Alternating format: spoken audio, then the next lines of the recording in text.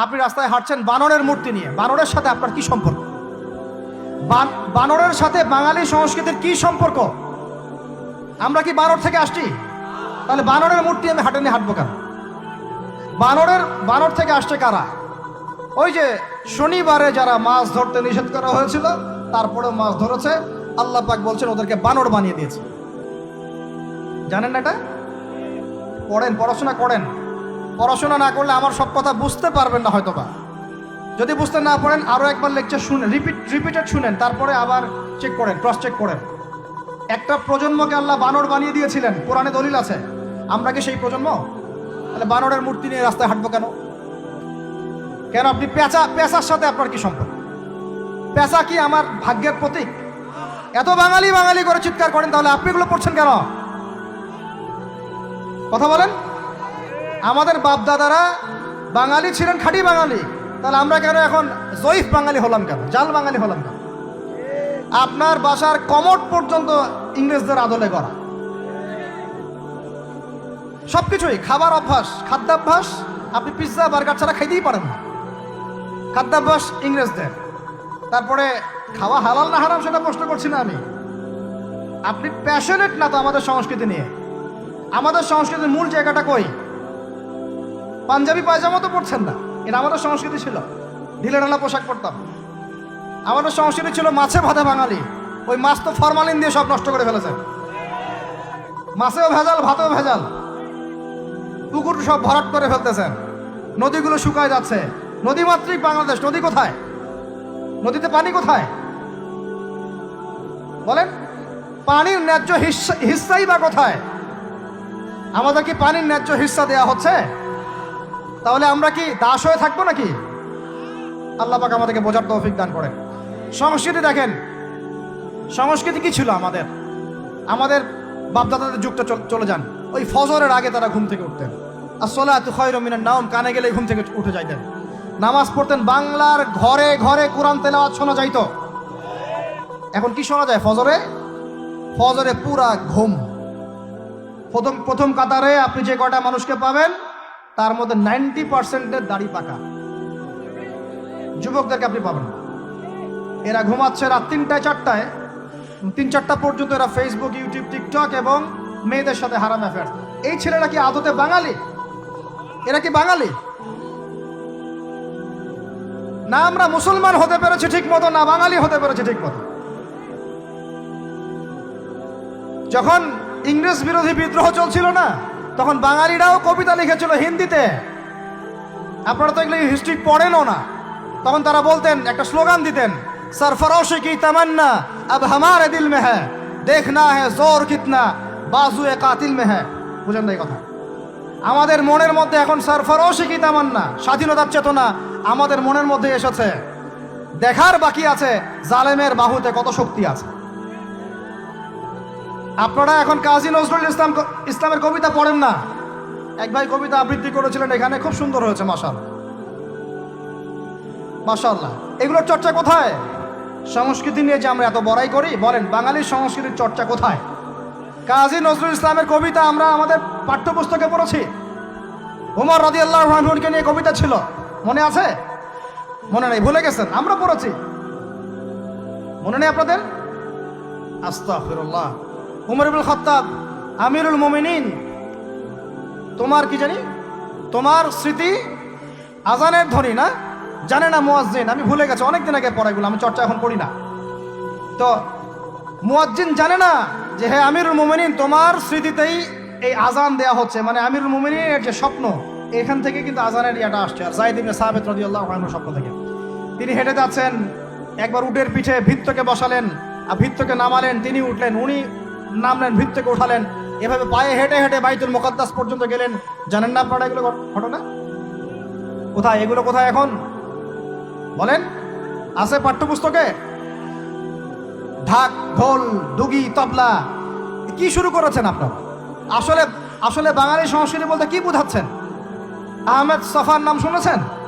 তাকে ছাড়া আপনি বাঙালি সংস্কৃতি কোথায় পাবেন? এই বাঙালি সংস্কৃতির ভিতরে এই যে ওলামায়ে কেরামের অবদান, এটা আপনি কিভাবে অস্বীকার করছেন?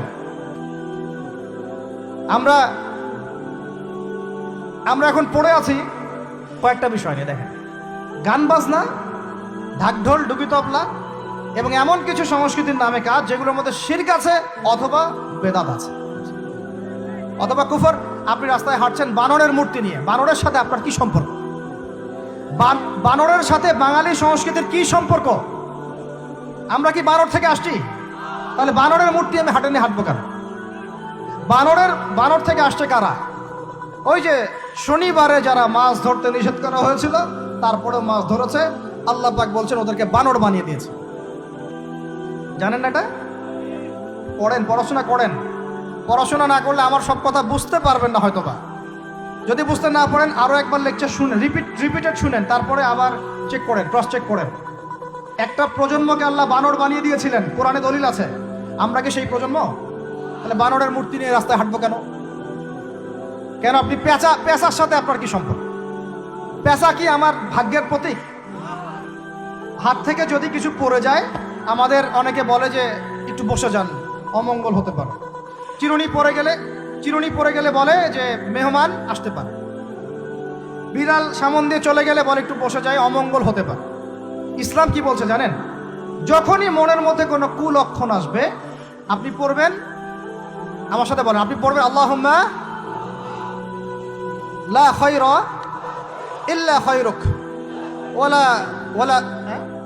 আল্লাহুম্মা লা তায়রা ইল্লা তায়রুক ওয়ালা খায়রা ইল্লা খায়রুক ওয়ালা ইলাহা গায়রুক। মানে আল্লাহ আপনার দেয়া কল্যাণ ছাড়া কোনো কল্যাণ নাই, আপনার দেয়া অকল্যাণ ছাড়া কোনো অকল্যাণও নাই, আপনি ছাড়া কোনো ইলাহ নাই। এই হলো মুসলমানের আকীদা। তো এখানে পেঁচার সাথে আপনার সংস্কৃতি কি সম্পর্ক? পেঁচা অমঙ্গলের লক্ষণ। এগুলো কি শুরু করেছি আমরা? যে কোনো একটা বিষয় নিয়ে যদি আলোচনা করতে চান আসেন, বসেন, আমরা বসি, আলোচনা করি, সমাধানের পথ খুঁজি, প্রতিভাকে মূল্যায়ন করেন। ইউসুফ আলাইহিস সালাম বলেছিলেন যে আমি বিশ্বস্ত আস্থাভাজন, আমাকে এই খাজানার দায়িত্ব দেন। কে বলেছিল? ইউসুফ আলাইহিস সালাম। কখনো কখনো দায়িত্ব চেয়ে নেওয়া জায়েজ যখন দেখবেন দায়িত্ব নেয়ার যোগ্য কোনো মানুষ নাই। কিন্তু যে পদ্ধতিতে এখন মানুষ দায়িত্ব চাচ্ছে ওই পদ্ধতি তো ইসলাম সমর্থন করছে না। এখানে আপনি একজন ট্রান্সজেন্ডারকে দেখছেন মানুষের ঘরে ঘরে গিয়ে ভোট চাচ্ছে, একজন হিজড়াকে দেখছেন মানুষের ঘরে ঘরে গিয়ে ভোট চাচ্ছে, নারী থেকে পুরুষ হচ্ছে, পুরুষ থেকে নারী হচ্ছে। তাও আবার ভাই ওইদিকেই নিজেরও লজ্জা লাগতেছে, কারণ আমি আবার উত্তরবঙ্গের মানুষ। তো এখন কথা হচ্ছে যে এইটা তো সিস্টেম না, প্রতিভাকে মূল্যায়ন করতে হবে। আপনাদেরকে আল্লাহ পাক তৌফিক দান করেন, বলেন আমিন। আপনার খাওয়া, আপনার রুচি, আপনার অভ্যাস, আপনার পছন্দ, আপনার বিয়ের অনুষ্ঠান, আপনার জন্মদিন, আপনার মায়ের ওই কি বার্ষিকী, বাবার ওই বার্ষিকী, যা যা করতেছেন সব কিছু কি কার অনুসরণ করতেছেন আপনারা? ইহুদি খ্রিস্টানদের। একটা ভবন উদ্বোধন করবেন, খুজুত করে একটা ফিতা কাটলেন, কাইটটা মাশাআল্লাহ পায়রা আপনি উড়াই দিলেন। তো এই পাখি কি আমার কল্যাণ নিয়ে আসবে? হ্যাঁ, এই পায়রা আমার কল্যাণ নিয়ে আসতে পারে? ওইখানে দাঁড়ায় 2 রাকাত নামাজ তো পড়তে পারতেন, ওরে আল্লাহর কাছে দোয়া করতে পারতেন, আল্লাহ আমি এই কাজটা শুরু করলাম, আল্লাহ তুমি বরকত দান করো। আমার সংস্কৃতি। একটা দোকান করেছেন, বাড়ি করেছেন, শুরুতেই আপনি ডিজে পার্টি দিলেন, ডিজে পার্টি। সুবহানাল্লাহ। সূরা বাকারার তেলাওয়াত তো দিলেন না। তাহলে পুরো বিশ্বের প্রত্যেকটা ডিপার্টমেন্ট, মূল জায়গাগুলো আমরা এখন নিয়ন্ত্রিত হচ্ছি, এবং ভিতরে চোখ দিয়ে যদি দেখি আমরা আমাদের শেকড় থেকে দূরে সরে গেছি। ভাই আল্লাহ পাক আমাদের সবাইকে বোঝার তৌফিক দান করেন। কথা বললে অনেক কথা বলতে পারতাম, আজকে আর বলতেছি না, শেষ করে দিই। আরেকটা পয়েন্ট বলবো খালি, লাস্ট পয়েন্ট, সেটা হচ্ছে ধর্মীয় অঙ্গনে। শেষ পয়েন্টটা কি ভাই? প্রথম পয়েন্টটা মনে আছে? ভিতরে চোখ দিয়ে দেখবেন পুরো বিশ্বের ভূ রাজনীতি, ভিতরে চোখ দিয়ে দেখবেন পুরো বিশ্বের অর্থনীতি, ভিতরে চোখ দিয়ে দেখবেন পুরো বিশ্বের কি শিক্ষানীতি, ভিতরে চোখ দিয়ে দেখবেন পুরো বিশ্বের সংস্কৃতি, আর ভিতরে চোখ দিয়ে দেখবেন পুরো বিশ্বের ধর্মতাত্ত্বিক অবস্থা। আমি অন্যান্য ধর্মগ্রন্থগুলো নিয়ে কথা বলছি না, ওগুলো আমি স্টাডি করছি, ইনশাল্লাহ ওগুলো নিয়ে পরে কথা হবে। এখন আমি ওই জায়গায় আসি নাই যে ওইখান থেকে প্রত্যেকটা বিষয়ে ডিবেট করে করে ওদের সাথে আমি বাহাসে যাব, এরকম কোনো জায়গায় আমি এখনো পৌঁছাই নাই। আর এটার দরকার আছে, কারণ সারা দেশে খ্রিস্টান মিশনারিদের তৎপরতা বেড়েছে। এই জন্য আমাদেরকে তুলনামূলক ধর্মতত্ত্ব পড়তে হবে, ওদের সাথে আমাদেরকে বাহাস করতে হবে, এই ভাইদেরকে ফিরিয়ে আনতে হবে। অনেকে টাকার কারণে উত্তরবঙ্গের দিকে, দক্ষিণবঙ্গে আপনার পাহাড়ি এলাকার দিকে এগুলোর তৎপরতা প্রচুর বেড়ে গেছে। আমরা তো মাশাআল্লাহ মিলাদ আর জিলাপি আর খোরমা আর কিয়াম নিয়ে দাঁড়িয়ে আছি। ভিতরে যে ইসলাম কোথায় চলে যাচ্ছে আমরা তো জানি না। আল্লাহ পাক আমাদেরকে বোঝার তৌফিক দান করেন। আরও বেড়েছে, ওই যে একটু আগে আপনারা আলোচনা করছিলেন কাদিয়ানি মতবাদ, এটা বাড়ছে। সুদি এনজিওর মতবাদ বাড়ছে। একজন আলেম বলেছিলেন বাংলাদেশের, যেদিন বাংলাদেশের 50% মানুষ খ্রিস্টান হয়ে যাবে, শিয়া হয়ে যাবে, কাদিয়ানি হয়ে যাবে, ওই দিন আপনাদের হুঁশ ফিরবে। আল্লাহ পাক আমাদেরকে ওই দিন আসার আগেই হুঁশে আসার তৌফিক দান করেন।